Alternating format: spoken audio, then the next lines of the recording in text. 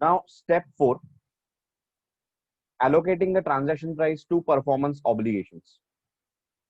Okay. ह्याच्यामध्ये transaction price आपण allocate करणार आहोत after you perform a performance obligation. आपण बघितलं की परफॉर्मन्स ऑब्लिगेशन पहिलं काढा आणि as you perform, that is as you deliver, as the entity delivers the goods or services, to recognize the revenue. Revenue recognise तर करूच आपण, पण अमाऊंट काय, अमाऊंट किती घ्यायची ते या स्टेप 4 मध्ये आपण बघणार आहोत. बेसिकली कसं आहे की स्टेप 2 मध्ये आपण बघितलं की what are the performance obligation, की एकच परफॉर्मन्स ऑब्लिगेशन आहे का कॉन्ट्रॅक्ट मध्ये दोन वेगळ्या परफॉर्मन्स ऑब्लिगेशन आहेत, दोन वेगळ्या प्रकारचे गुड्स डिलिव्हर होत आहेत, त्याचं टायमिंगही वेगळं आहे, किंवा दोन वेगळ्या सर्व्हिसेस आहेत का एकच सिंगल ऑब्लिगेशन जे वर्षभर चालतंय और जे एका पॉइंट पर्यंत चालणार आहे. या स्टेप मध्ये स्टेप 2 मध्ये आपण परफॉर्मन्स ऑब्लिगेशन बघितलं. स्टेप 3 मध्ये आपण ट्रान्झॅक्शन प्राइस कालपर्यंत बघत होतो की किती ट्रान्झॅक्शन प्राइस असणार आहे, मग त्याच्यामध्ये फिक्स्ड कंपोनंट किती आहे, व्हेरिएबल कंपोनंट किती आहे वगैरे, हे सगळं आपण कालपर्यंत करत होतो. मग आपण एक्सपेक्टेड व्हॅल्यू मेथड वगैरे, मग मोस्ट लाईकली वगैरे हे सगळं वापरून काढायचो की ट्रान्झॅक्शन प्राइस एवढी येईल. आता स्टेप 4 मध्ये it is all about allocating the transaction price, की परफॉर्मन्स ऑब्लिगेशन झाल्या झाल्या किती रेव्हेन्यू रेकग्नाइज करायचं. तर ट्रान्झॅक्शन प्राइस आपल्याला माहिती आहे की सपोज ट्रान्झॅक्शन प्राइस 1 करोड आहे, तर कॉन्ट्रॅक्ट परफॉर्म झालाय मे बी 50%, तर मग 50% will recognise as the revenue from that 1 crore. 50% performance obligation has been completed, तसं आपण रेकॉर्ड करू. किंवा ह्याच्यामध्ये सपोज एकाच कॉन्ट्रॅक्ट मध्ये there are 2 performance obligation, there are 2 different types of goods that are to be supplied. एका goods, suppose there are 2 types of goods in a contract, type A, type B. Okay. Normally जर नुसतंच type A केलं असतं तर आपण तेवढे quantity of goods 50,000 ला विकले असते, आणि टाइप बी तेवढ्याच क्वांटिटीचे गुड्स 60,000 ला विकले असते. आता या कॉन्ट्रॅक्ट मध्ये they are going to supply type A and type B goods together. तर मग जसं टाइप ए गुड्स डिलिव्हर होतात, तुम्ही ए चं जे काय व्हॅल्यू आहे ते रेकॉर्ड करा, मग बी जेव्हा होतात बी चं रेकॉर्ड करा. तो इथे बेसिकली काय आहे की जसे परफॉर्मन्स ऑब्लिगेशन होत जाईल तसं तुम्ही तिथे ट्रान्झॅक्शन प्राइस तिकडे अलोकेट करत जाल त्या परफॉर्मन्स ऑब्लिगेशन. कॉन्ट्रॅक्ट मध्ये देर कॅन बी 2 और मोर ऑल्सो परफॉर्मन्स ऑब्लिगेशन, और इट कॅन बी 1. मग त्या प्रपोर्शन मध्ये तुम्हाला ते अलोकेट करायला लागेल. परत at the same time transaction price मध्ये फिक्स कंपोनंट असेल, व्हेरिएबल कंपोनंट पण असेल, तर तुम्हाला ते एस्टिमेट करायला लागेल की कशा बेसिसवर आपण ते अलोकेट करायचं, एस्पेशली व्हेरिएबल कंपोनंट. की तुम्हाला जर ते आताच कॅल्क्युलेट करता येतंय तर मग त्याप्रमाणे मग ते पण अलोकेट करायला लागा परफॉर्मन्स ऑब्लिगेशन जसं कम्प्लीट होत जाईल तसं. तो या पार्ट मध्ये आपण तेच म्हणणार कसं अलोकेट करायचं, how are we gonna allocate the price to the performance obligation as they are completed. Okay. So basically this step 4 is a addition of step 2 and 3. Step 2 and 3 मध्ये आपण जे बघितलं त्याच ऍडिशन आहे, त्याचं कॉम्बिनेशन आहे. So very interesting step, त्याचे sums पण इंटरेस्टिंग आहेत. सो लेट्स सी काय म्हणतायत. So combination of step 2, step 3, step 4, that is allocating the transaction price to performance obligations. Objective: while allocating the transaction price, that is transaction price of the contract, the objective of the entity should be to allocate the transaction price to each performance obligation or distinct goods or service. And it assume केलंय contract मध्ये there can be 2 or more performance obligations in an amount that depicts the amount of consideration to which the entity expects to be entitled in exchange for transferring the promised goods or services to customer. तर तेवढे goods promise केले किंवा तेवढे goods आपण deliver केले किंवा performance obligation एक आपण कम्प्लीट केलं, त्याचे किती येतील नॉर्मली, फक्त तेवढंच असतं किती आले असते तेवढं रेकॉर्ड कर. To meet the above allocation objective, an entity shall allocate a transaction price to each performance obligation identified in the contract on a relative standalone selling price basis. Relative stand alone selling price basis म्हणजे काय, की त्या single performance ऑब्लिगेशनची काय price आहे तेवढी allocate करा. म्हणजे नुसतंच आपण ते डिलिव्हर केलं असतं तर म्हणजे एक नुसते एवढेच गुड्स डिलिव्हर केले असते तर किती पडले असते नॉर्मली, तेवढे अलोकेट करायला बघा. assuming there is no discount in the contract. Except for allocating discounts and for allocating consideration that includes variable amount. जिकडे डिस्काउंट आहे आणि जिकडे व्हेरिएबल आहे तिकडे तुम्हाला डायरेक्ट अलोकेट नाही करता येणार रिलेटिव्ह सेलिंग प्राइस बेसवर, कारण तिकडे डिस्काउंट आहे. तर तुम्ही नॉर्मली जेवढ्या प्राइसला विकलं असतं ते गुड्स तर तुम्ही डायरेक्ट घेऊ नाही शकणार, बिकॉज डिस्काउंट आहे कॉन्ट्रॅक्टमध्ये. तर तुम्हाला त्याप्रमाणे अलोकेट करायला लागेल डिस्काउंट. कसं आपण ते करायचं ते बघूया. At the same time consideration मध्ये व्हेरिएबल पार्ट पण आहे, तो पण आपल्याला एस्टिमेट वगैरे करायला लागेल. तो नॉर्मल केसमध्ये जर डिस्काउंट नसता, व्हेरिएबल कंपोनंट नसतं आणि कॉन्ट्रॅक्ट हॅज बीन एंटर्ड, त्याच्यामध्ये दोन परफॉर्मन्स ऑब्लिगेशन्स आहेत. There are two types of goods that are going to be delivered, type A type B. I told you. Normally type A 50,000ला विकलं असतं आणि नॉर्मली टाईप बी 60,000ला विकलं असतं आणि कॉन्ट्रॅक्ट इज फॉर 1,10,000. तर जसं तुम्ही गुड ए डिलिव्हर करता, you can recognise 50,000 and then as you deliver good B, you can immediately recognize 60,000 over a period. So basically you will be recording revenue of 1,10,000. पहिला A चा 50, मग B चा 60. याच्यात जर डिस्काउंट असतं, त्याने म्हटलं असतं की नॉर्मली आम्ही A 50ला विकतो आणि B 60ला विकतो, पण हा कॉन्ट्रॅक्ट एंटर झालाय 1,00,000ला, म्हणजे 10,000चा डिस्काउंट दिलाय. तर आपल्याला मग तो त्या दोन्ही गुड्सला हळूहळू अलोकेट करायला लागेल डिस्काउंट. दोन्ही कंबाईन करून विकताय तुम्ही.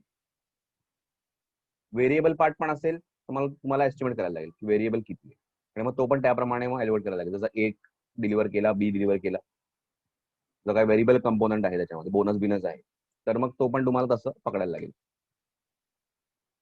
Simply put, there are two exception to general allocation guidance. Normally तर आपण हे बघूनच एलोकेट करून टाकतो रिलेटिव्ह स्टँड अलोन प्राइस, पण जेव्हा डिस्काउंट आहे किंवा व्हेरिएबल कन्सिडरेशन आहे तेव्हा थोडंसं कॅल्क्युलेशन बदलतं. अंडर दिस एक्सेप्शन, या एक्सेप्शनच्या under an entity allocates disproportionate amount of the transaction price to specific performance obligations based on the evidence that suggests that discount of variable consideration relates to those specific performance obligations. असं पण होऊ शकतं कधी कधी की contract मध्ये दोन goods deliver करायचे, ए आणि बी, दोन वेगळे goods, distinct goods.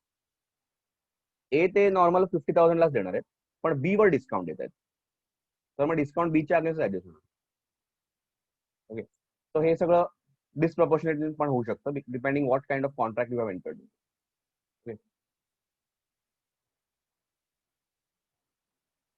डिटर्माइनिंग the stand alone selling price.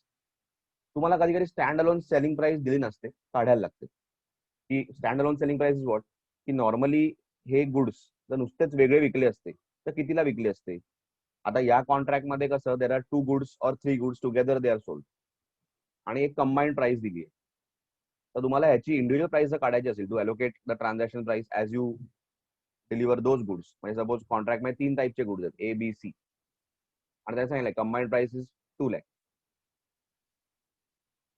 आणि तुम्हाला ह्याच्यामध्ये 3 ऑब्लिगेशन आहेत, ए डिलिव्हर करा, बी डिलिव्हर करा, सी डिलिव्हर करा, तिन्ही वेगळे ऑब्लिगेशन आहेत. तर तुम्ही ए डिलिव्हर केल्या केल्या किती रेव्हेन्यू रेकग्नाइज करायचा हा प्रश्न आहे. तुम्हाला त्याने सांगितलं की relative selling price stand alone selling price प्रमाणे करा, पण we don't know the price. There are various methods to calculate that. एक सिंपल आहे की मार्केट असेसमेंट, की मार्केटमध्ये काय रेट चाललाय त्या गोष्टी. सो काही मेथड्स आहेत ते आपण बघूया. सो बेसिकली कधी कधी स्टँड अलोन प्राइस दिली असेल सम मध्ये, कधी कधी आपल्याला काढायला लागेल. किंवा त्यांनी मेथड दिला की या मेथडने काढा, तर तसं करायला लागेल. The standalone selling price is the price at which an entity would sell a promised good or service separately of customers. Separately म्हणजे आता कसं एकत्र तुम्ही करताय, या इकडे त्यांनी अज्युम केलं की तुम्ही 2 or more गुड्स एकत्र किंवा 2 or more सर्व्हिसेस क्लब करून विकताय. There is a combination of the two. Individual विकता तर काय अलोकेशनचा प्रश्नच येत नाही, जसं तुम्ही कराल तुम्ही अलोकेट करा. एकच जर प्रॉडक्ट विकताय किंवा एकच जर सर्व्हिस आहे, तुम्हाला ते अलोकेट करायला जास्त प्रॉब्लेम येणार नाही. पण जिकडे 2-3 परफॉर्मन्स ऑब्लिगेशन कॉन्ट्रॅक्ट मध्ये, there are 2 different types of goods that are delivered और there are 2 different types of services that are given. तर मग ॲलोकेशनचा प्रश्न पडतो. परत एका याच्यावर डिस्काउंट दिला, एका याच्यावर नाही, किंवा एका याच्यावर व्हेरिएबल कन्सिडरेशन आहे, एका याच्यावर नाहीये, असं काहीतरी असेल तर मग ते कसं करायचं ते बघायला लागेल आपल्याला. स्टँड अलोन प्राइसेस की इंडिव्हिज्युअली मी जर एकटा गुड तो विकला असता तर सेपरेटली कस्टमरला विकला असतं किती पडलं असतं. As per India 115, the best evidence of stand alone price ते म्हणतात is the observable price of the good or service when the entity sells that good or service separately in similar circumstances and to similar customers. So normal observable price care, what is the normal fair value at which it is sold to customers separately. An entity shall determine the standalone selling price at contract inception of the distinct goods or services underlying each performance obligation in the contract and allocate the transaction price in proportion to those standalone selling prices. Normally आपण हेच करतो की at the beginning only तुम्ही decide करा की ह्याची price काय, याची प्राइस काय, स्टँडअलोन प्राइस काय, आणि ट्रान्झॅक्शन प्राइस तसं ॲलोकेट करा. जसं मगाशी बोललो की एचं 50,000 आहे, बीचं 60,000 आहे, कॉन्ट्रॅक्ट 1,10,000 आहे, तसं तुम्ही ॲलोकेट करा 50-60. तसं ए डिलिव्हर झाला 50 रेकॉर्ड करा, तसं बी डिलिव्हर झाला 60 रेकॉर्ड करा. Subject to there is no discount and variable consideration. At the beginning only you need to understand की what is the exact transaction price आणि कसं तुम्ही allocate करणार आहात. नंतर माहिती नाही, आधीच करायचं. जेव्हा कॉन्ट्रॅक्ट स्टार्ट करता तेव्हाच तुम्हाला आयडिया आली पाहिजे. To allocate the transaction price to each performance obligation on relative standalone selling price basis. Normally आपण relative standalone selling prices वरच allocate करू.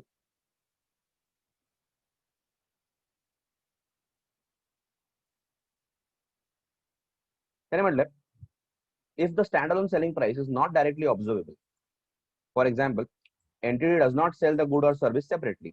कधी कधी they don't sell it separately. Standalone selling price त्याची नाहीच आहे actually. An entity shall estimate the standalone selling price at an amount that would result in the allocation of transaction price meeting the allocation objective. So कधी कधी that good is not sold separately. Standalone selling price कशी काढायची, तर मग तुम्हाला estimate करायला लागेल. There are methods. Okay,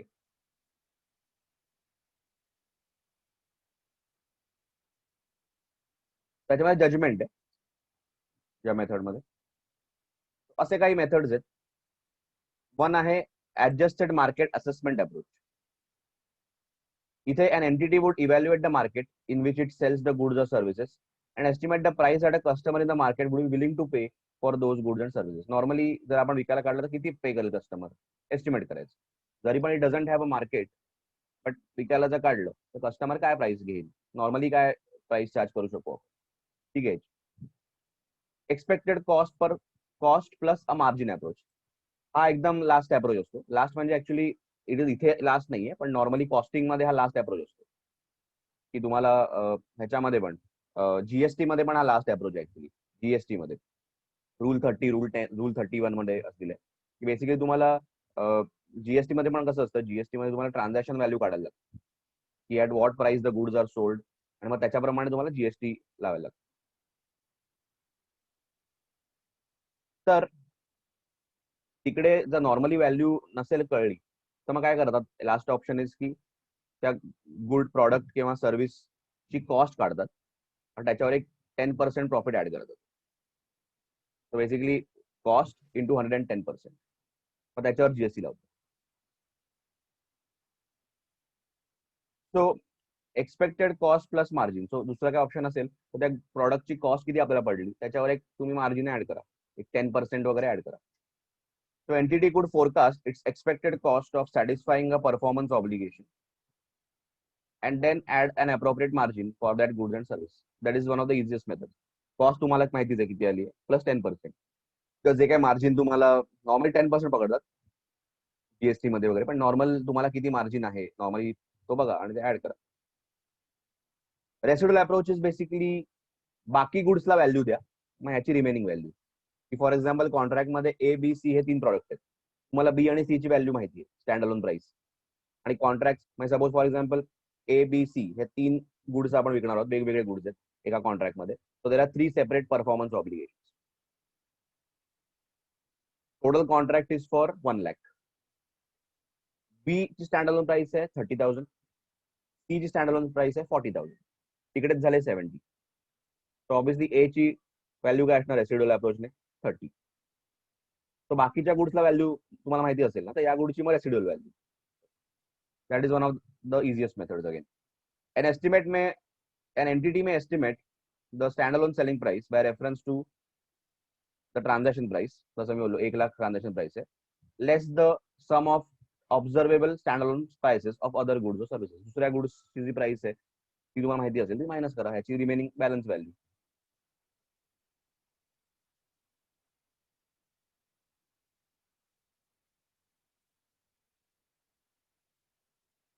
परत एकाच ह्याच्यामध्ये नॉट नेसेसरी तुम्ही एकच मेथड कुठचाही वापराल. असं होऊ शकतं की तुमच्याकडे तिन्ही गुड्सची व्हॅल्यू नाहीये. एकाच कॉन्ट्रॅक्टमध्ये एबीसी तुम्ही विकताय आणि तुम्हाला तिन्ही गुड्सची तुमच्याकडे स्टँड अलोन प्राइस नाही.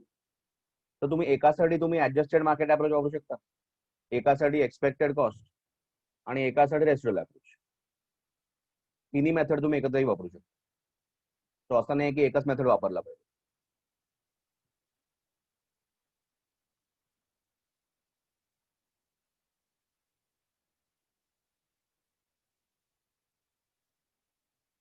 So a combination of methods may need to be used to estimate the standalone selling prices of the goods or services promised in a contract if two or more of those goods have highly variable or uncertain standalone prices.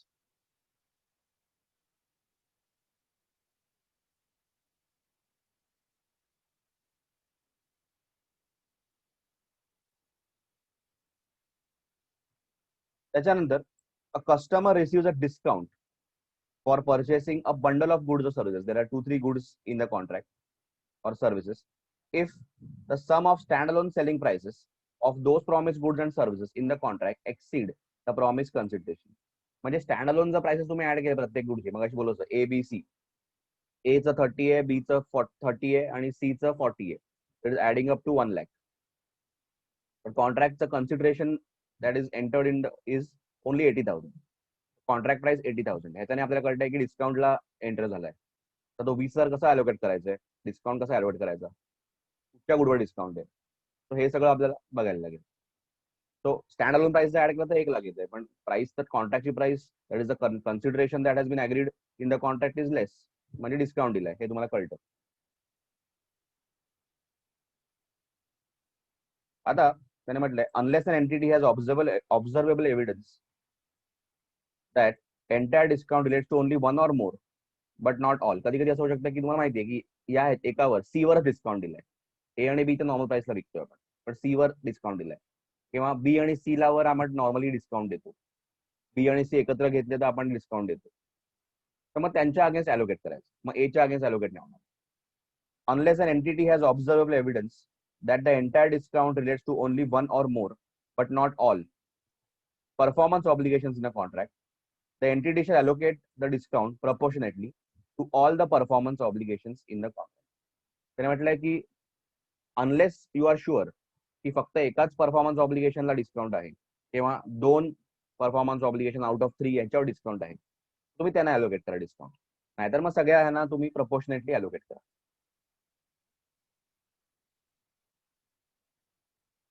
आणि कसा allocate करणार तुम्ही discount, जर assume करा की सगळ्यांवरच discount दिलाय, एका specific गुडवर किंवा सर्व्हिसवर नाही दिलाय, स्टँड अलोन प्राइसेसच्या बेसिसवर त्या रेशिओ मध्ये अलोकेट करायला लागेल.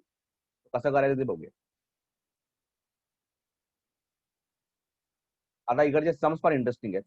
ओके, तुम्हाला लगेच कळून जाईल आणि कॅल्क्युलेशन पण आहे. So keep a calculator handy also. Allocation methodology.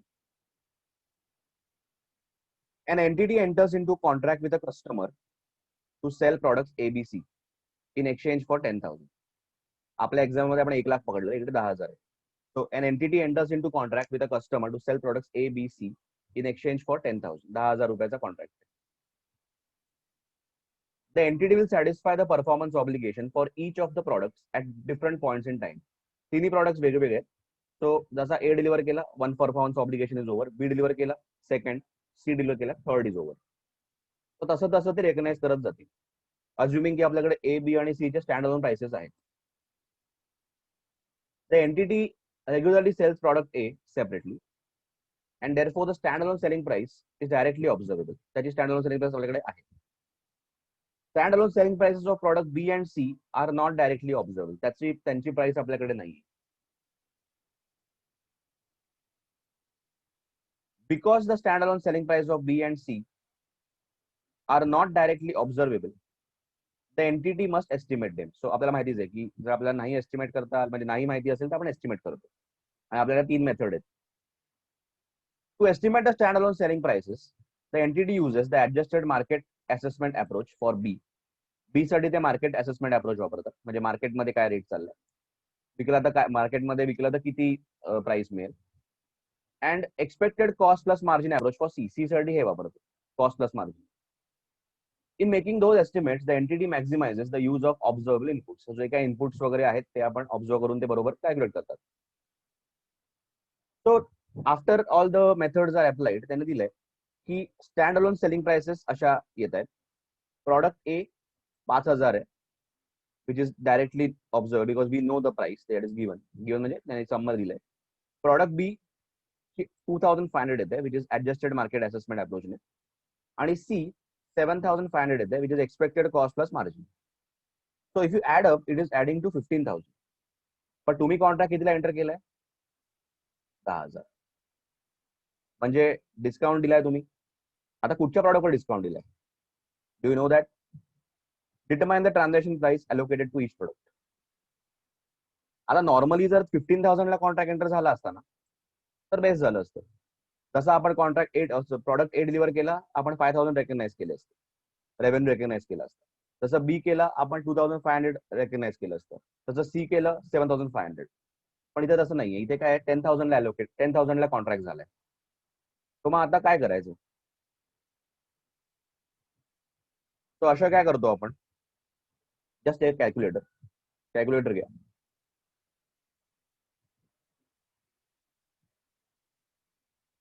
Product A suppose तुम्ही डिलिव्हर केला, आता तुम्हाला रेकग्नाइज करायचं. Obviously you will not recognise 5,000 completely because transaction प्राइसच तुमची 10,000 आहे. तो काय करा, प्रपोर्शनेटली अलोकेट करा. कॅल्क्युलेटर घेतला असेल, एक 5,000 अज्युमिंग आपण ए डिलिव्हर केला, ठीक आहे. 5,000 ओके इंटू 10,000 अपॉन 15,000 किती येत आहे? 3333. Is it coming? 3333.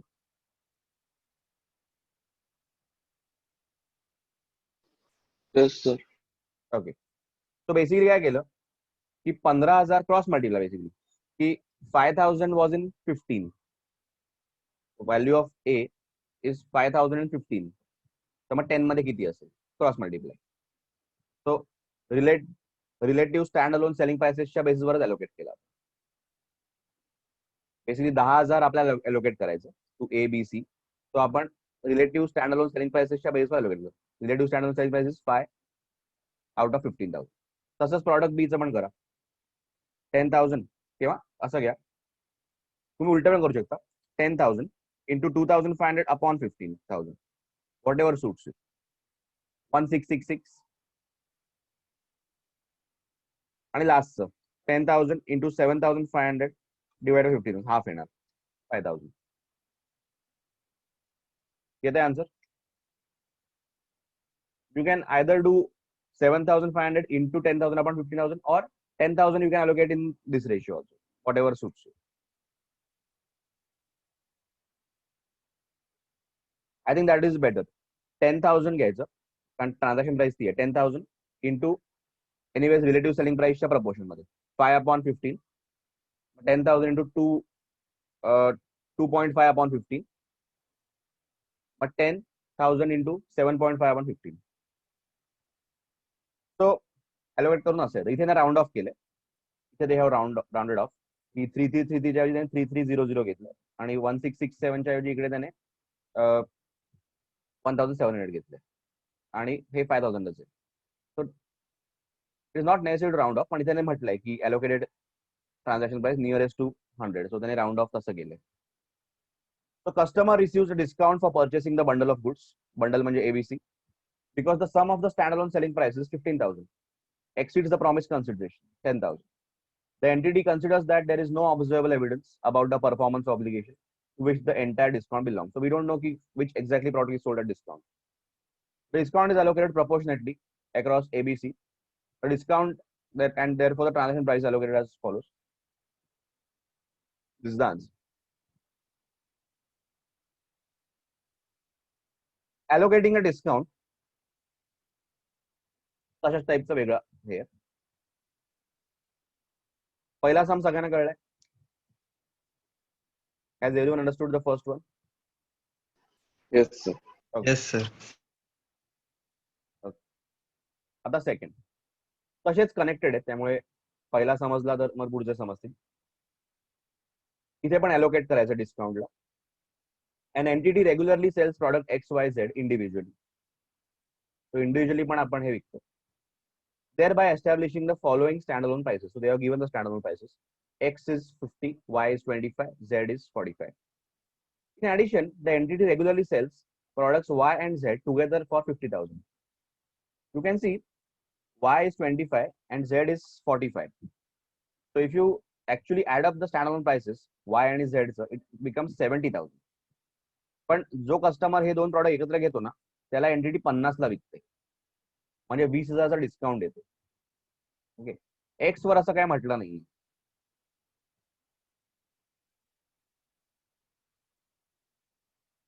आता इथे 3 केसेस दिले आपल्याला, त्या तिन्ही केसेस प्रमाणे आपल्याला सोल्युशन काढायचं. केस आहे allocating a discount to one or more performance obligations. Entity enters into a contract with a customer to sell product XYZ in exchange for 1 lakh. So इथे तिन्ही प्रॉडक्ट बंडल करून ते विकणार आहेत फॉर 1 lakh. तुम्ही बघितलंच की वर if you add the standalone prices it is 1,20,000. So मगासारखंच झालं.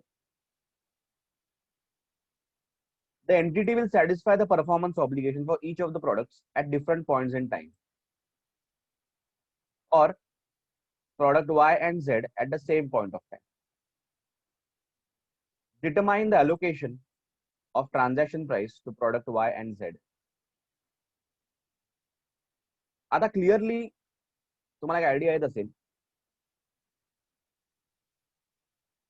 की overall contract price has been decided at 1 lakh, but if you add the standalone prices it is 1,20,000. आता विचार करा, या कॉन्ट्रॅक्ट मध्ये एक्स विकला जातोय, त्याची 50 आहे, आणि नॉर्मली जेव्हा वाय आणि झेड एकत्र विकतात तेव्हा दे चार्ज 50,000. तो कदाचित त्याच्यामुळे त्यांनी डिस्काउंट दिलाय तो की हे 50 आणि वाय आणि झेड एकत्र असल्यामुळे 50, it adds to 1 lakh. So याचा अर्थ डिस्काउंट फक्त वाय झेड वर आहे, डिस्काउंट वाय झेड वरच आहे, कारण anyways they regularly sell that together for 50,000 आणि या कॉन्ट्रॅक्ट मध्ये तेच चाललंय. सो डिस्काउंट आपण फक्त वाय झेड लाच अलोकेट करू शकतो, एक्सचा काय संबंध नाहीये, कारण एक्सचा काय बोललेच नाहीये आणि इकडे क्लिअरली मेन्शन केलंय. जर ही लाईन नसती तर मग आपण तिन्ही याला अलोकेट केलं जसं लास्ट सम मध्ये केलं, पण ही लाईन आहे त्यामुळे आपण वाय झेड लाच अलोकेट करू. Okay, let's see. परत ह्याच्यामध्ये केस ए मध्ये त्याने दोन हे दिले अल्टरनेटिव्ह की entity will satisfy the performance obligations for each of the products at different points in time. म्हणजे तिन्ही प्रॉडक्ट वेगवेगळे जात आहेत, एक्स वाय झेड, और product X and Y at the same time, किंवा वाय आणि Z at the same time, Y Z एकत्र जात आहेत. दोन्ही याला वेगवेगळं आन्सर येऊ शकतं. So how to determine the allocation of transaction price to Y and Z. तो ह्याच्यात त्याने ते पण इनडायरेक्ट तुम्हाला हिंट केलंय की एक्स ची प्राइस तीच आहे 50, पण वाय आणि झेडचं आपल्याला बघायला लागेल. एकत्र डिलिव्हर केलं तर थोडं वेगळं येईल, वेगळे वेगळे डिलिव्हर केलं तर वेगळं येईल. So let's see. बी आणि सी आपण नंतर बघू. आता बघा, हेच पहिला त्याने हेच दिलंय की that discount of 20,000 is allocable to Y and Z only. आता पहिलं, if entity transfers control of products Y and Z at the same point of time. एकाच पॉइंटला दोन्ही गेले ना तर आपण विल रेकग्नाइज 50,000 स्ट्रेट अवे, एकत्रच जात आहेत ना. सो वाय आणि झेड एकत्र डिलिव्हर झाले, जसे डिलिव्हर झाले रेकग्नाइज 50,000. सो एक्स चे तर 50,000 रेकॉर्ड कराच आणि वाय झेड जेव्हा डिलिव्हर होतील तेव्हा 50,000. आपलं लाईफ सिम्पल आहे. पण जेव्हा ते वेगवेगळे जात आहेत, म्हणजे वाय वेगळा जात आहे, झेड वेगळा जात आहे, सो त्याला individually you recognise something for Y and Z. Overall त्यांची व्हॅल्यू 50 आहे. तो तुम्ही कसं ॲलोकेट करणार? Again based on the relative selling price. आता बघा, हे वाचतो मी. If the entity transfers control of products Y and Z at the same point of time, then the entity could, as a practical matter, account for the transfer of those products as a single performance obligation. That is, entity could allocate 50,000 of the transaction price to single performance obligation and recognize revenue of 50,000 when Y and Z simultaneously transfer to the customer. हे normal आहे. पण जेव्हा वेगळे वेगळे जात आहेत, म्हणजे Y आणि Z, सो मला Y चं वेगळं रेकग्नाइज करायला लागेल आणि Z चं वेगळं. तर काय करूया आपण? ते 50,000च आहेत त्यांचे वाय आणि झेडचे. Will allocate as per the stand alone selling price. कसं? हे बघा, कॅल्क्युलेटर घ्या परत. 50,000 इंटू 25 अपॉन, म्हणजे आता हे दोन प्रॉडक्टची रिलेटिव्ह सेलिंग प्राइस काढूया. 70 individual 25, so 50 into 25 upon 70, 50 into 45 upon 70 या रेशो मध्ये अलोकेट करू. कारण इंडिव्हिज्युअली आपण ट्रान्सफर करतोय, तर आपल्याला इंडिव्हिज्युअल त्यांचे प्राइसेस पाहिजेत. या रेशो मध्ये 50,000 अलोकेट करा. So it will look like this. Product Y 50 25 upon 70, 17,857, 50 into 45 upon 70, 32,143, adds up to 50. मग वाय जेव्हा ट्रान्सफर कराल तेव्हा 17,857 रेकॉर्ड करा, जेव्हा झेड ट्रान्सफर कराल 32,143 रेकॉर्ड करा. ओव्हरऑल 50,000च आहे. कळलं तुम्हाला? एकत्र केलं तर काय असा प्रश्नच येत नाही, कारण 50 तुम्ही एकत्र ट्रान्सफरिंग बोथ द प्रोडक्ट्स. इथे वेगवेगळं करताय, त्यामुळे तुम्हाला वायचं वेगळं करायला लागेल. जसं वाय डिलिव्हर केला, you to record the revenue of Y separately, Z separately. Overall they are receiving 50 only. So discount 20,000 त्यांच्या अगेन्स्टच आहे.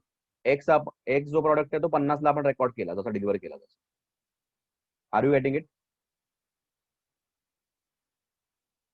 आर यू गेटिंग केस ए?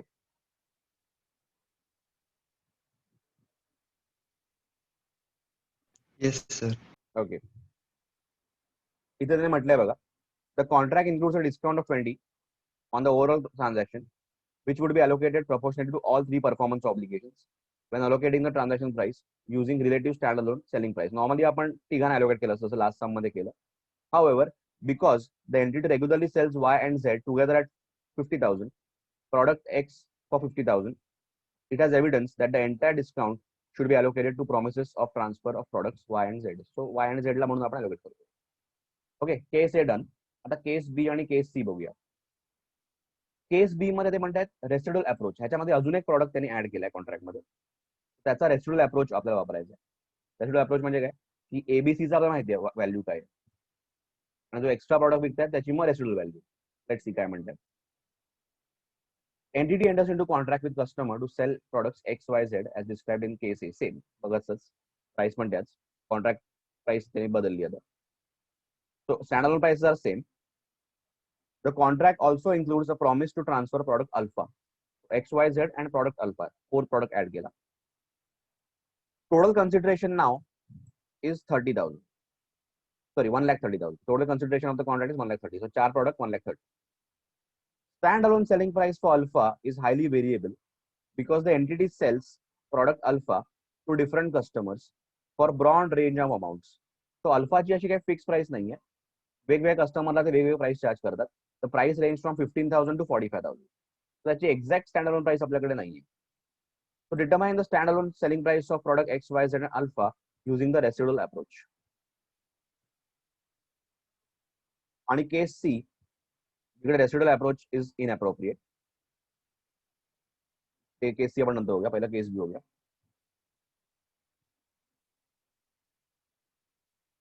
इथे काय होणार लक्षात घ्या, contract has been entered at 1,30,000. अल्फाची प्राइस नाहीये, बाकीच्यांची आपल्याकडे प्राइस आहे. ओके, तो अशा केसमध्ये आपण काय करूया, 1,30,000. आता नॉर्मली एक्स तर 50लाच विकतो, वाय आणि झेड एकत्र जेव्हा विकतो तेव्हा 50ला विकतो. तो 50 एक्स ला अलोकेट करा, 50 वाय आणि झेड ला अलोकेट करा. हे ऑब्झर्वेबल आहे. Total contract price is 1,30,000. तो बॅलन्स रेसिड्युअल व्हॅल्यू अल्फाला लोकेट करा आणि ती रेंज मध्ये येते 15 to 45च्या रेंज मध्ये 30 येते. So it is correct. तो रेसिड्युअल अप्रोचने काय होणार की प्रॉडक्ट एक्स आपण नॉर्मली 50लाच विकतो, वाय आणि झेड एकत्र 50ला विकतो, ते add up to 1,00,000. Contract price is 1,30,000. Product अल्फाची 30 असतील, बॅलन्स 30 जे आहे, बॅलन्सची figure is alpha. That is residual approach आणि ती रेंज मध्येही येते. केस सी मध्ये दे आर सेइंग की residual approach is not applicable, appropriate नाहीये, बरोबर नाहीये. The same facts as in case B apply to case C also, except the transaction price is 1,05,000 instead of 1,30,000. Yeah. Sir ते केस बी मध्ये आपण 50,000 का assume केलं, म्हणजे 70,000 पण असू शकतं ना. हो, you are right. 25, You are 45. right. You are right. You are right. But इकडे त्याने दिलाय ना, ही पॉइंट दिलाय. In addition, the entity regularly sells products together for 50,000. So it is observable. म्हणून आपण घेतलं. So you can make out ना, you can make out की Y and Z are sold together म्हणजे 50,000 लाच ते घेणार. आणि customers will also expect that way.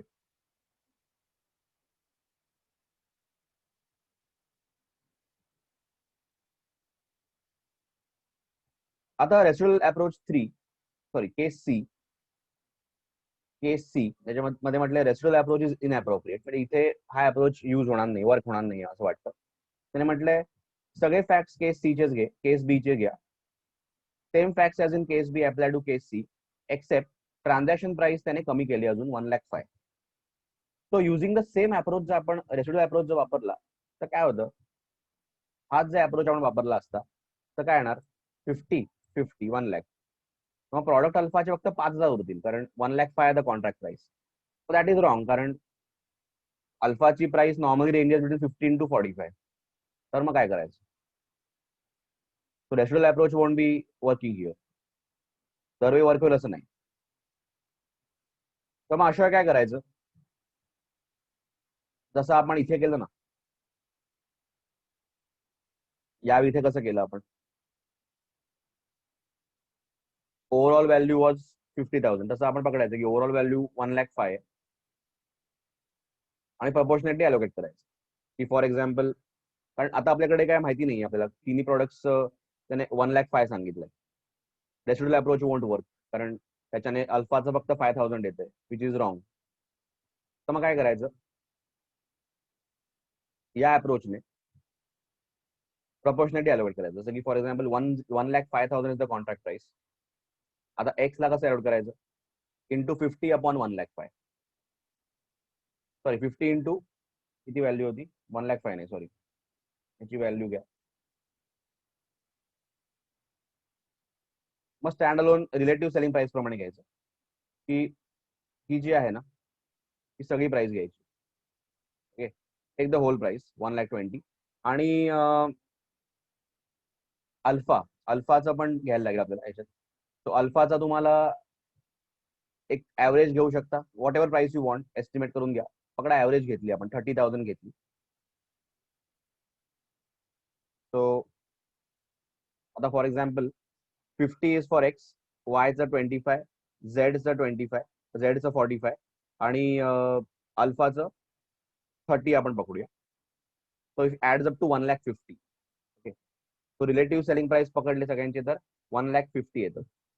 तर मग आता 1,05,000 अलोकेट करायचं या रेशिओ मध्ये. 1,05,000 into 50 divide by 150. So x ला जाणार 35. परत 1,05,000 आता वाय ला अलोकेट करायचंय, इंटू 25 डिवाइड बाय 150, 17.5. मग झेड ला 105 इंटू 45 डिवाइड बाय 150, 31.5. आणि अल्फाला 105 इंटू आपण 30 अज्युम केलंय, 30 डिवाइड बाय 150, 21 काहीतरी जातं. तर तसं आपल्याला ॲव्हॉइड करायला लागेल. दुसरा काही ऑप्शन नाहीये. Because residual method is not working. So 1,05,000 जे आहे you allocate to all the 3 products, all the 4 products in that proportion. तसं आपण या मेथडमध्ये कसं केलंय तशा टाईपचं तुम्ही ॲलोकेट करा. या मेथडमध्ये कसं ॲलोकेट केलं, रिलेटिव्ह सेलिंग प्राइसेसच्या बेसवर आपण ॲलोकेट केलं. 50,000 इंटू 25/70. तसंच आता आपल्याकडे प्राइस दिली आहे 1,05,000. 1,05,000 मध्ये 4 आयटम आहेत. त्यांचे रिलेटिव्ह प्राइसेस आपल्याकडे आहेत. अल्फाचं 30 पकडा, ॲव्हरेज पकडा, किंवा 45 पकडा, जे काय पकडायचं ते पकडा, पण त्या रेंजमध्ये पकडा. पण लेट्स अज्युम ॲव्हरेज पकडलं 30. मग असं ॲव्हरेज करा 1,05,000 इंटू 25 सॉरी एक्सचं किती होतं 1,05,000 into 50/150. Same way 1,05,000 into 25/150. 1,05,000 into 45/150. 1,05,000 into 30/150. कसं ॲव्हरेज करायला लागेल. दुसरा ऑप्शन नाही आपल्याला. तर म्हटलंय consequently the entity reviews its observable data, includes the sales and margin reports to estimate the standalone selling price of alpha using another suitable method.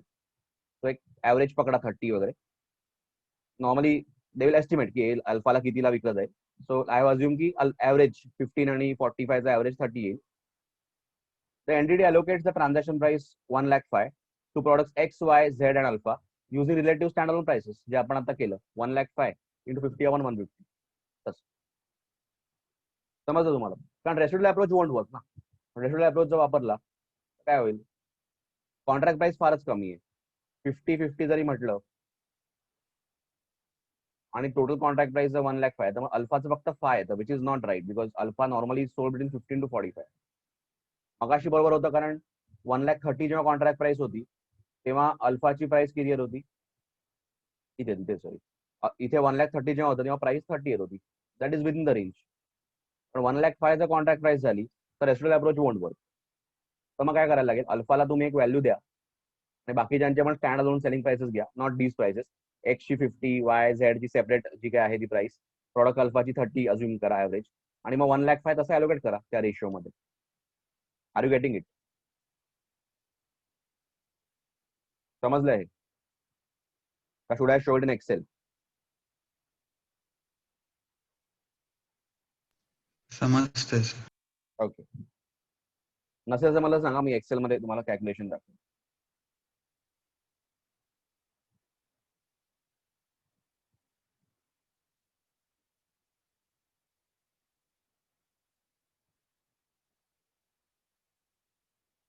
आता discount झालं, डिस्काउंट इज ओव्हर. आता व्हेरिएबल कन्सिडरेशन. आता कसं आहे, एका contract मध्ये there are 2 or more performance obligation. ह्याच्यातलं एक परफॉर्मन्स ऑब्लिगेशन जे आहे त्याच्यावर व्हेरिएबल कन्सिडरेशन, बोनस किंवा काही अवॉर्ड मिळणार आहे, आणि एकावर काही नाही. तर तुम्हाला तसं मग ॲलोकेट करायला लागेल त्या परफॉर्मन्स ऑब्लिगेशनला ज्याच्यावर व्हेरिएबल कन्सिडरेशन आहे, तुम्हाला तसं ॲलोकेट करायला लागेल. So allocation of variable consideration may be attributable to 1, the entire contract, or 2, a specific part of the contract. Either अख्ख्या कॉन्ट्रॅक्टला व्हेरिएबल आहे किंवा one ऑब्लिगेशनला व्हेरिएबल आहे.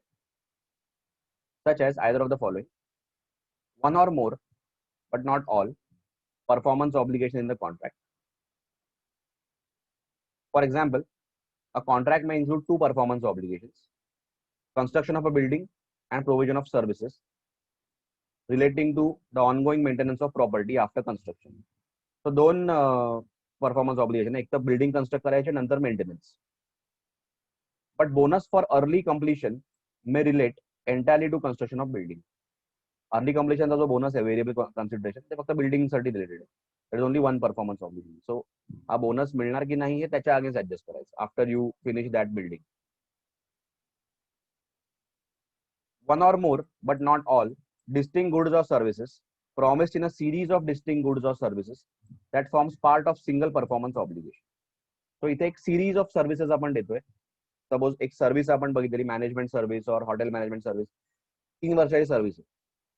तर इथे असं होऊ शकतं की तीच सर्व्हिस आहे, पण in the second year the consideration is becoming variable. पहिल्या वर्षी नॉर्मल होतं, फिक्स्ड होतं. सेकंड इयर पासून इट बिकमिंग व्हेरिएबल. ते म्हटलंय for example the consideration promised for a second year of 2-year cleaning service contract will increase on the basis of movements in a specified inflation index. So second year of the cleaning service contracts as a consideration आहे, they will increase it as per the inflation. Inflation जर 10% ने वाढलं, contract price also will increase by 10% in the second year. First इयरला काही नाही. तो असं येऊ शकतं की आयदर इकडे कॉन्ट्रॅक्ट मध्ये there are 2 performance obligations and a variable consideration relates to one of it. Secondly इथे एक सिरीज ऑफ गुड्स और सर्व्हिसेस प्रोव्हाइड होत आहेत आणि पार्ट ऑफ द कॉन्ट्रॅक्ट तोच कॉन्ट्रॅक्ट आहे, पार्ट ऑफ द कॉन्ट्रॅक्ट मध्ये व्हेरिएबल कन्सिडरेशन आहे, अर्ध्या पार्ट मध्ये नाही. तसं इकडे फर्स्ट इयर काही नव्हतं पण सेकंड इयरला व्हेरिएबल झालं. तो आता हे कसं करायचं, that is a big question. आता बघा हा जबरदस्त सम आहे. इथे पण केस ए केस बी आहे, दोनच केस आहेत पण मोठा सम आहे. allocation of variable consideration. आता बघा, an entity enters into a contract with a customer for 2 intellectual property licenses. So this must be some software company which is giving licenses. Okay. An entity enters into a contract with a customer for 2 intellectual property licenses. License A and license B. दोन licence आहेत contract मध्ये, A आणि B. So these are 2 performance obligations you can say, which the entity determines to represent 2 performance obligations, each satisfied at a point in time. So both are 2 different performance obligations. The standalone selling prices of license A and B are also given, 16 lakh, 20 lakh respectively. So नुसताच A विकला तर 16 lakh, B विकला तर 20 lakh. The entity transfers license B at inception of contract. License B contract च्या स्टार्टलाच ते transfer करतात and license A 1 month later. So B चा कधी रेकग्नाइज करूया आपण, at the start only we can recognize आणि A we can recognize 1 month later, assuming there is no variable consideration. Variable consideration तर आपल्याला थांबायला लागेल, बघायला लागेल कसं आहे. जसं की फॉर एक्झाम्पल एक सेल बेस्ड रॉयल्टी असेल तर सेल झाल्याशिवाय आपण रेकॉर्ड नाही करणार. आपण बघितलं की जेव्हा entity selling a licence to its partner आणि मग पार्टनर जेव्हा सेल करतो त्याच्या सेलवर मग तो कमिशन किंवा रॉयल्टी देतो. तसं काय असेल तर मग थांबायला लागेल आपल्याला. We cannot recognise the revenue immediately. तो बघायला लागेल पुढे काय म्हटलं. नाहीतर नॉर्मल लगेच पैसे मिळणार असतील किंवा कॉन्ट्रॅक्ट मध्ये तेवढंच असेल तर मग बी विकल्या ट्रान्सफर केल्या आपण रेकग्नाइज करू 16 लाख. तसंच ए पण 1 महिन्यानंतर गेल्यानंतर आपण 20 लाख, सॉरी एचं 16 लाख आहे, बीचं 20 लाख आहे, वी रेकग्नाइज आहे. ओके, पण व्हेरिएबल कन्सिडरेशन असल्यामुळे आपण बघायला लागेल कधी रेकग्नाइज करायचं आणि किती रेकग्नाइज करायचं. आता जस्ट फक्त केस आहे बघा, केस आहे variable consideration allocated entirely to 1 performance obligation. तो ह्याच्यातला कुठला तरी एक परफॉर्मन्स ऑब्लिगेशन व्हेरिएबल कन्सिडरेशन आहे. The price stated in the contract for license A is fixed amount of 16 lakhs. So A चा तर फिक्स्ड आहे, तर जेव्हा कधी आपण A एका महिन्यानंतर डिलिव्हर करू we'll recognize 16 lakhs. And for license B, the consideration is 3% of the customer's future sales of products that use the license B. B चं कसं आहे, लायसन्स B चं की कन्सिडरेशन जे आपल्याला 20 लाख मिळणार आहे ते कसं मिळणार आहे, उद्या तो कस्टमर, हा जो कस्टमर आहे तो उद्या त्याचा प्रॉडक्ट विकेल, त्याच्यामध्ये तो सॉफ्टवेअर मे बी वापरेल, maybe he is selling some computers और व्हॉटएव्हर, त्याच्यामध्ये तो आपलं सॉफ्टवेअर घालून विकेल किंवा आपला लायसन्स पुढे विकेल, तर त्याच्या सेल्सवर आपल्याला 3% मिळणार. So it is again based on sales based royalty concept. So B तर तसं आहे. So even if you transfer B at the inception, we will not be able to recognize revenue because it is based on the sales, variable hai purnapane as a revenue. For the purpose of allocation, the entity estimates its sale based royalties, that is the variable consideration, to be 20 lakhs. पण त्याने estimate केले की 20 लाख त्यांना मिळतील over a period of time. Allocated transaction price.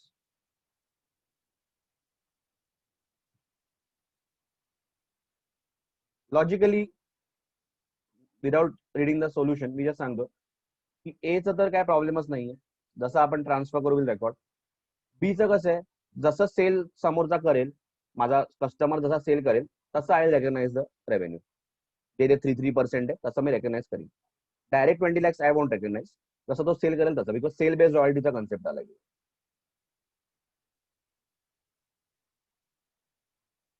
आता बघा, to allocate transaction price, the entity considers the criteria and concludes that variable consideration, that is sale based royalties, should be allocated entirely to license B. License B is variable. The entity concludes that the criteria are met for the following reasons. The variable payment relates specifically to an outcome from the performance obligation to transfer license B, that is customers subsequent sales of the product that use license B. तो customer जेव्हा विकेल तेव्हाच आपण revenue recognise करू शकतो, कारण basically revenue is link to that sale. तो जी काय पेमेंट आपल्याला येणार आहे that is link to the obligation that he sells. Allocating the expected royalty amounts of 20 lakhs entirely to license B is consistent with the allocation objective in 115.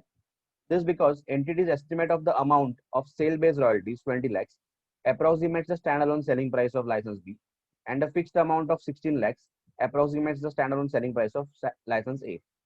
The entity allocates 16 lakhs to license A. This is because, based on the assessment of facts and circumstances relating to both licenses, allocating to license B some of the fixed consideration in addition to all of the variable consideration would not meet the allocation objective. त्याने म्हटलंय या याच्यामध्ये A can be sold separately at 16 lakhs, B can be sold separately at 20 lakhs. तो जे काही transaction त्याने enter केलंय त्याच्याने बरोबर व्हॅल्यू येते की A चा तर 16 लाख येतातच आहेत, which is representing it stand on selling price. आणि सेकंडली बी ला पण जे सेल बेस्ड रॉयल्टीज मिळत आहेत those are adding up to 20 lakhs, which is again near its relative selling price. तो परफेक्ट आहे, काय प्रॉब्लेम नाहीये. तो इथे ए चं फिक्स कन्सिडरेशन बी ला अलॉट करायची काही गरज नाहीये, नायदर बी चं काही व्हेरिएबल कंपोनंट ए ला अलॉट करायची गरज आहे, बिकॉज ते relate that relates to B only. Okay, आणि दोन्ही प्राइसेस बरोबर दिसत आहेत, म्हणजे द पिक्चर इज क्लिअर की ए 16 लाख बी 20 लाख हे कळत आहे. Okay, which is near its relative selling price. कारण तुम्ही बघितलंय की स्टार्टिंगला पण तुम्ही बघितलं की ए ची स्टँड अलोन सेलिंग प्राइस 16 आहे आणि बी ची 20 आहे. तो बरोबर अलोकेट झालाय, काय प्रॉब्लेम नाहीये. पण कधी कधी असं होत नाही, एव्हरी टाइम असं होईल असं नाही. आता बघा सेकंड केस मध्ये variable consideration allocated on the basis of stand alone selling prices. ते काय म्हटलंय बघा, the price stated in the contract for licence A is fixed amount of 6 lakhs. त्याने कॉन्ट्रॅक्ट मध्ये सांगितलं की ए ला 6 lakhs आणि फॉर लायसन्स बी कन्सिडरेशन त्याने वाढवलं 5% of the customer's future sales that use licence B. आणि entity estimates that sales based royalties will be 30 lakhs. So इथे त्याने म्हटलंय की कॉन्ट्रॅक्टने असा एंटर केला की ए चं ते म्हणतात की 6 लाख आणि बी चं 30 lakhs आणि A will be transferred 3 months later. मगाशी 1 month होतं, 3 months लेटर. आणि royalty due from the customers first month of sale is 4 lakhs आणि प्रॉडक्ट बी रिलेटेड रॉयल्टी येते 4 लाख पहिल्या महिन्यात. तो आता काय करायचं अशा वेळी, आपण असं जर म्हटलं तर ए आपण 6 लाखला रेकॉर्ड करू जसं मगाशच्या केस, आणि B will be at recorded at 30 lakhs, म्हणजे ओव्हर द पिरियड 30 lakhs होईल, which is not right. Which is not right, कारण बी चे स्टँड अलोन प्राइसच 20 लाख आहे आणि ए ची 16 लाख आहे. So you are not recording correctly. तो कॉन्ट्रॅक्ट असा तुम्ही जरी पण ऍग्री केलाय तरी पण रेव्हेन्यू रेकग्निशन मध्ये तसं नाही करू शकत. It has to show the real value of the product. तो आता काय करायचं, त्याने म्हटलंय allocate the transaction price, determine the revenue to recognise for each licence and the contract liability if any. आता बघा काय करायचं.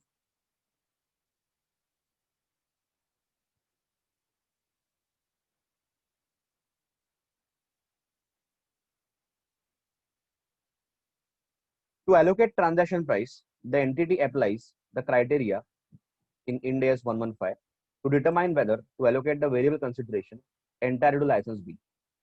So अशा केसमध्ये काय, ए ला तुम्ही 6 लाख आणि बी ला 30 lakhs, which will be wrong. तर काय करायला लागेल आपल्याला, थोडं वेरिएबल कन्सिडरेशन ए ला पण ट्रान्सफर करायला लागेल to bring it to 16 lakh. आणि बी ला 20 लाखापर्यंत आणा. Basically bring them close to the relative prices, at least nearly. In applying the criteria, the entity concludes that even though the variable payments relate specifically to an outcome from the performance obligation to transfer B, variable payment definitely B is linked ahead. But allocating the variable consideration entirely to B would be inconsistent with the principle of allocating transaction price. आपण असं करू शकतो, पण that will be inconsistent with the principle, कारण value wrong येते त्याची, काहीतरीच येते. Allocating 6 lakhs to license A and 30 lakhs to license B does not reflect a reasonable allocation of the transaction price on the basis of standalone selling prices. Standalone selling price बरोबर reflect होत नाहीये of license A and B of 16 lakh 20 lakhs. Consequently, the entity applies general allocation requirements of Ind AS 115. तो काय करायचं आता? पहिला तर त्याने म्हटलं entity allocates the transaction price of 6 lakhs to licenses A and B on relative basis of standalone selling prices 16 lakh and 2 lakhs. तर ते म्हणतात की ते 6 लाख पण आहेत ना, जे ए ला आपण 6 लाख अलॉट करतोय, ते पण तुम्ही 16:20 च्या रेशोमध्ये अलॉकेट करा. Entity also allocates the consideration related to sales based royalties on relative standalone selling prices. Even ते 4 लाख आले आहेत ना पहिल्या महिन्यात, ते पण तसेच अलॉकेट करा. तो अशा केसमध्ये काय करायचं, स्टँडअलोन सेलिंग प्राइस प्रमाणे अलॉकेट करा, जे काही कन्सिडरेशन आहे त्या बेसिस रेशोमध्ये अलॉकेट करायचं.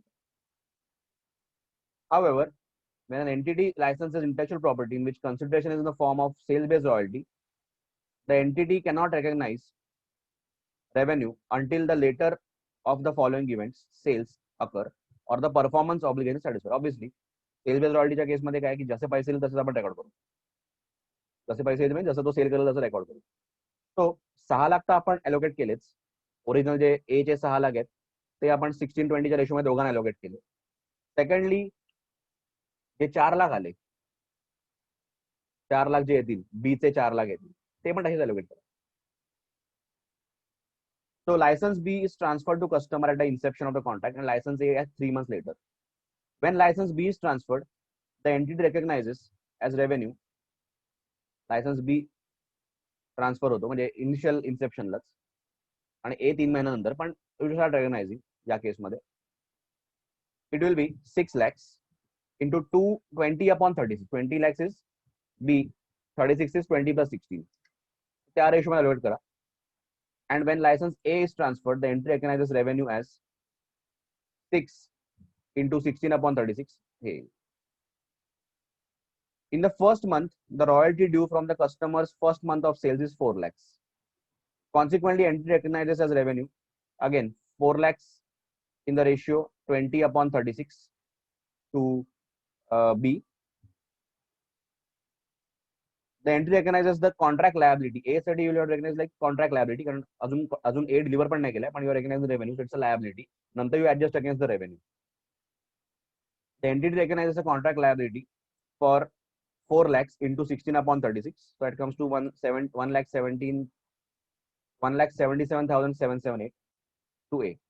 This is because although the subsequent sale by entity's customer has occurred, performance obligation to deliver A has not been satisfied.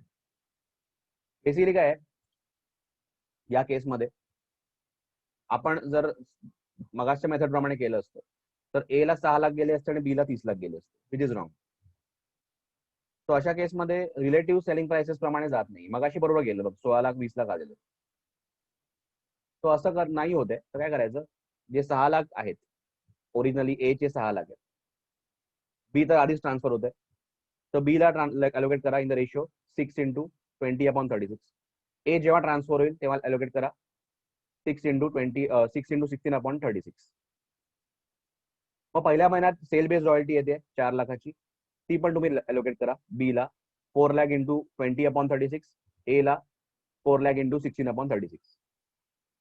फक्त सेल्स बेस्ड रॉयल्टी जेव्हा येते आणि ए ची तुम्ही अलॉकेट करताय, it will be shown as a contract liability, because अजून तुम्ही ए deliver नाही केले. जेव्हा तुम्ही 3 महिन्याने कराल तेव्हा तुम्ही ते रेव्हेन्यू म्हणून कन्वर्ट करा. तसं आपण आधी ऍडव्हान्स मिळाला तर आपण दाखवतो, ऍडव्हान्स आला की एच्या अगेन्स्ट ऍडव्हान्स आला असं आपण दाखवू कॉन्ट्रॅक्ट लायबिलिटी, बिकॉज अजून ए डिलिव्हर करायचं आहे. जसं डिलिव्हर केला will recognise that into revenue. So entry will be contract liability to revenue. आधी एंट्री येईल कॅश टू कॉन्ट्रॅक्ट लायबिलिटी, मग कॉन्ट्रॅक्ट लायबिलिटी टू रेव्हेन्यू. तो इथे आपल्याला तसं करायला लागेल. आणि when we do that you will see की बाय द एंड ए ला 16 लाख गेले असतील ऑलमोस्ट आणि बी ला 20 लाख. कारण इफ यू ऍड ए ला आपण 6 लाख देतोय, बी ला 30 लाख देतोय, ऍड करा 36 लाख होत आहेत. तो ते आपण त्याच्याच रेशो मध्ये अलोकेट करायचं 16 आणि 20. नाहीतर it won't show the relative selling price आणि it will give a wrong picture.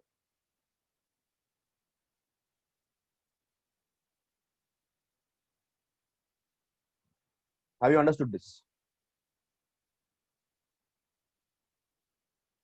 Yes, sir.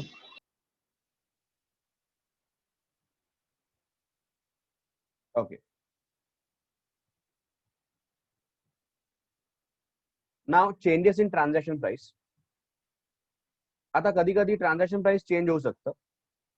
जसं म्हटलं after contract Inception the transaction price can change for various reasons including the resolution of uncertain events or other changes in circumstances that change the amount of consideration to which an entity expects to be entitled in exchange for the promised goods or services.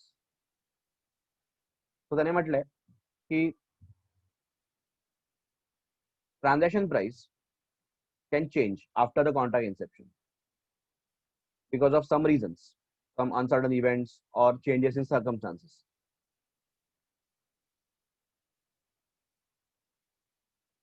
तो अशा काय करायचं आता बघूया आपण example बघूया आपला idea आहे.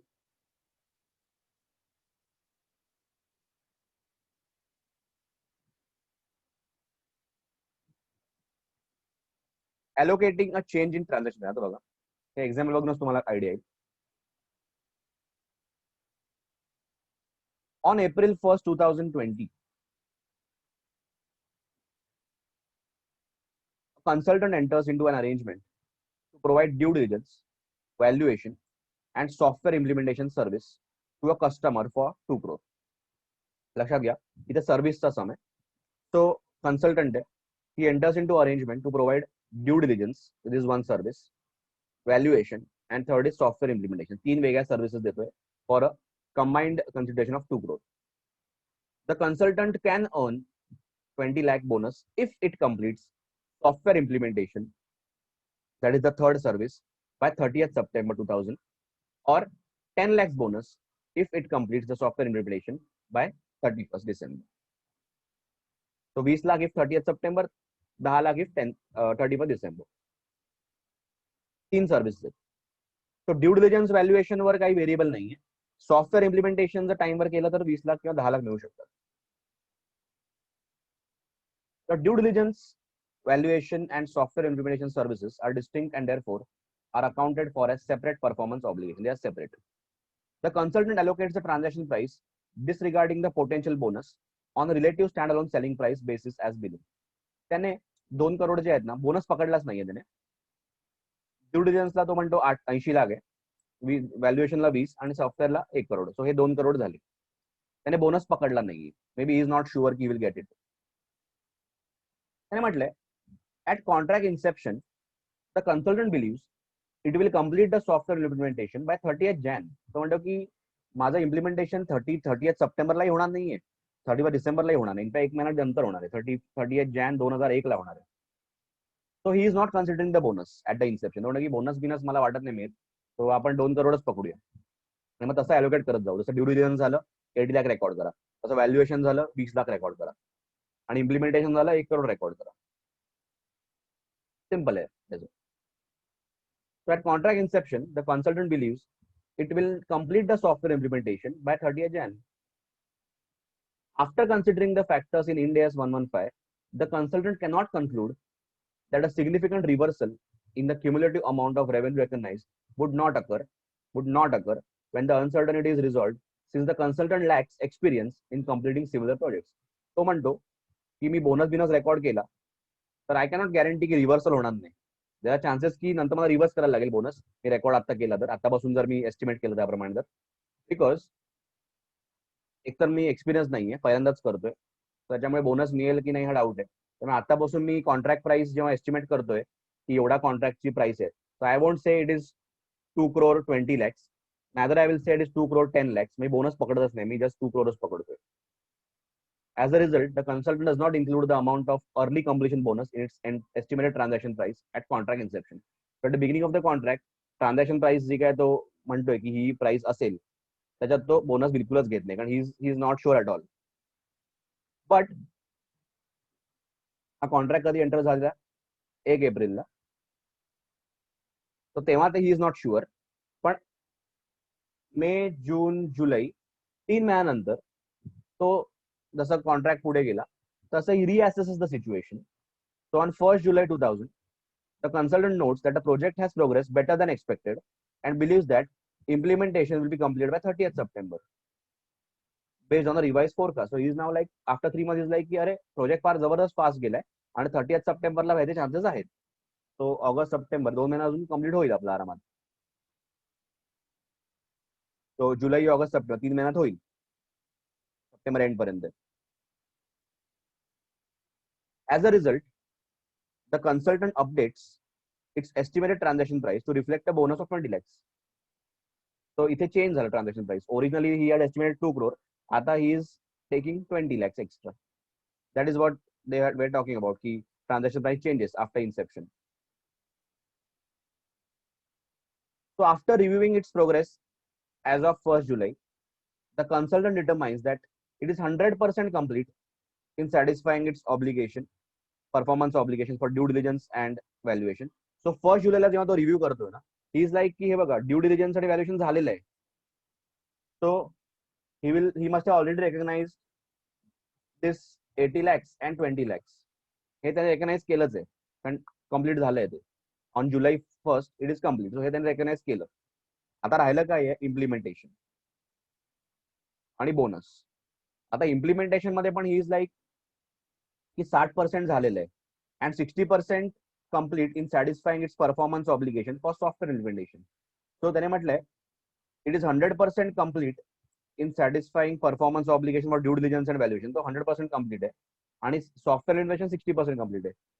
आता लक्षात घ्या, तर आपण आधीच्या एस्टिमेशन प्रमाणे केलं असतं ना, तर काय झालं असतं? ड्यू डिलिजन्स व्हॅल्युएशन तर रेकॉर्ड केलं, काय प्रॉब्लेम नाही. पण आधी आपण सॉफ्टवेअर इम्प्लिमेंटेशनचं किती पकडलेलं? 1 crore. तर त्याच्याप्रमाणे जर आता आपण रेकग्नाइज करायला गेलो revenue on 1st July, 1 crore 60%, 60 lakhs आपण रेकॉर्ड करू, बिकॉज 60% कम्प्लीट आहे. So we can recognize revenue of 60%. That is 60 lakhs of software implementation. I'm not even talking about due diligence and valuation because ते तर झालंच आहे complete. त्याच्यात never there was a variable component. So variable component कशात आहे? Software implementation मध्ये. तो 1 crore आपण आधी पकडलेला आठवत आहे, त्याचं 60% म्हणजे 60 लाख आपण रेकॉर्ड केलं असतं. पण आता ऍज ऑन 1st जुलै आपण शुअर आहोत की बोनस पण मिळणार आहे. तो आता सॉफ्टवेअर इम्प्लिमेंटेशन ची व्हॅल्यू किती आहे सर्व्हिसची? 1 crore 20 lakhs and we are going to complete by 30th September. So आता 1 crore 20 lakhs का 60% you recognize as revenue. आधी तुम्ही काय केलं असतं? 1 crore 60 lakhs तुम्ही रेकॉर्ड केलं असतं. आता record revenue for 1 crore 20 lakhs त्याचा 60%, कारण रिवाइज झालं ट्रान्झॅक्शन. त्याने म्हटलंय on 1st July the consultant allocates bonus of 20 lakhs to software implementation. तो आपण तो ऍड केला, performance obligation for consideration of rupees 1.2 crore allocated to performance obligation and adjust the cumulative revenue to date for software implementation services to 72 lakhs. So आतापर्यंत त्यांनी recognise केलं असेल, may be 50% of 1 crore त्यांनी recognise केलं असेल. जसं 50% झालं, he must recognise की 1 crore 50%, 50 lakhs रेकग्नाइज केले असतील. पण as on 1st July we are revising the software इम्प्लिमेंटेशनची price to 1 crore 20 lakhs. So आता on 1st July he should actually recognize 72 lakhs. So जरी पण आतापर्यंत त्याने 60 lakhs रेकग्नाइज केले असतील, अज्युमिंग 1st जुलै पर्यंत त्याने 60 lakhs रेकग्नाइज केले, पण आता रिवाइज झाल्यामुळे he should recognize how much? 72 lakhs. तो 12 लाख अजून रेकग्नाइज करा. That is what they are telling you. So इकडे रेव्हेन्यू अजून रेकग्नाइज करायला लागेल. Are you understanding what I am saying? Due diligence आणि व्हॅल्युएशनचं काही टेन्शनच नाही, it has been already recognise. प्रश्न फक्त इथे सॉफ्टवेअर इम्प्लिमेंटेशनचा आहे, कारण त्याच्यामध्येच व्हेरिएबल आहे. आणि आधी आपण 1 crore पकडलेला, आता 1 crore 20 लाख पकडतोय. सो आता 60% ऑफ दॅट कम्स टू 72. आता 60 तुम्ही सपोज रेकॉर्ड केलं असेल तर अजून 12 लाख रेकॉर्ड करा.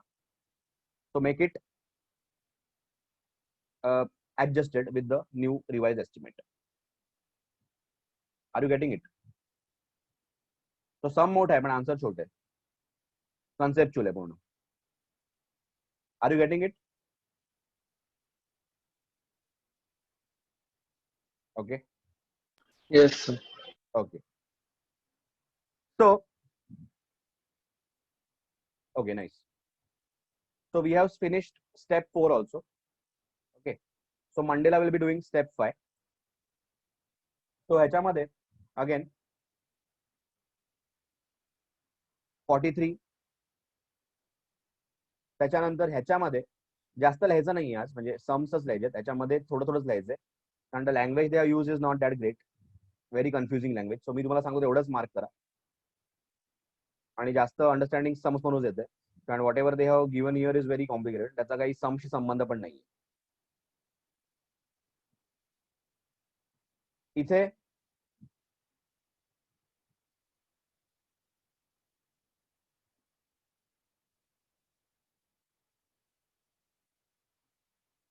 changes in transaction price, just the first para.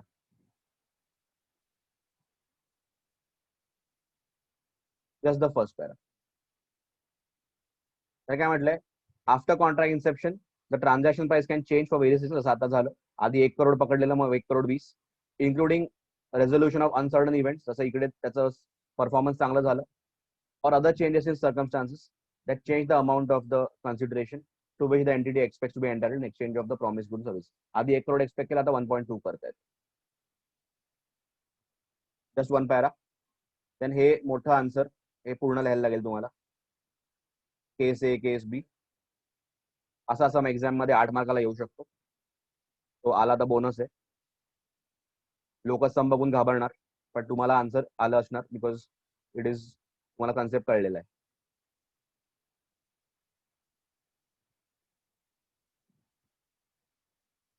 मग ॲलोकेशन ऑफ व्हेरिएबल कन्सिडरेशन मध्ये इथपासून ए आणि बी, हाऊ टू ॲलोकेट करायला जाऊ नका.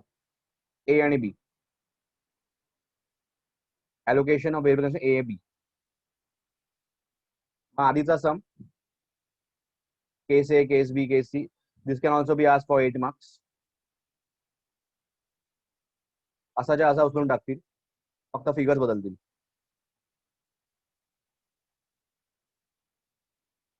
हा सम झाला, मग हा 40 ऑल्सो. मग ह्याच्या आधीचं काय लिहायचं,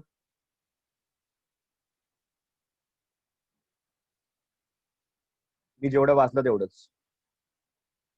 इथून चालू केलं आपण. तो पहिला तर स्टेप 4 पासून चालू करा. स्टेप 4 ॲलोकेशन ऑब्जेक्टिव्ह, हे पूर्ण लिहा, हे इथपर्यंत लिहा, अख्खं लिहा. ओके, ॲलोकेशन ऑब्जेक्टिव्ह पर्यंत सगळं. मग स्टँड अलोन सेलिंग प्राइस मध्ये you can write till the basis पर्यंत 3 पॅरा पहिले.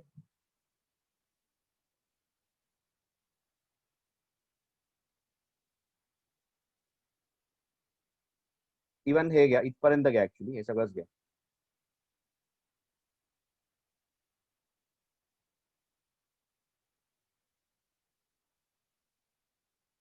ऍक्च्युली सगळंच घ्या. आणि याच्या मेथड मध्ये ना फक्त एक लाईन लिहायची इथपर्यंत, ही first line that explains the method. इथे पण तसंच, द फर्स्ट लाईन सर्व्हिस पर्यंत. एसक्यूएल मध्ये पण पहिलीच लाईन इथपर्यंत, बस तेवढंच. आणि इकडे एक हा जो पॅरा आहे तो पण बघू शकता. A combination of methods may need to be use to estimate the standard price. एकच मेथड वापरायची अशी गरज नाही इथपर्यंत, सेलिंग प्राइस. त्याच्यानंतर ॲलोकेशन ऑफ डिस्काउंट मध्ये again first para, that's it. आणि देन द सम्स. परत सांगतो, इथे ॲलोकेशन डिस्काउंटचा फर्स्ट पॅरा आणि हे सगळंच सांगितलंय मी. हे जे आहे स्टेप 4 पासून पूर्ण continue continue continue continue till the methods पर्यंत या. इथपर्यंत आणि मेथडची एक एक लाईन लिहायची, फर्स्ट लाईन. ओके, ह्याचं पण इथपर्यंतच. आणि त्याच्यानंतर ही line, combination of methods may need to be used, that one line. That's it. आणि अलोकेशन ऑफ डिस्काउंटचा first para. When to allocate वगैरेची गरज नाही. That's it. ठीक आहे. So please complete your book. Okay, so मंडेला भेटू. Will continue on Monday. I hope there is no doubt today. ठीक आहे. Yes, sir. Okay, see you on Monday. Yes, sir. Yeah, bye.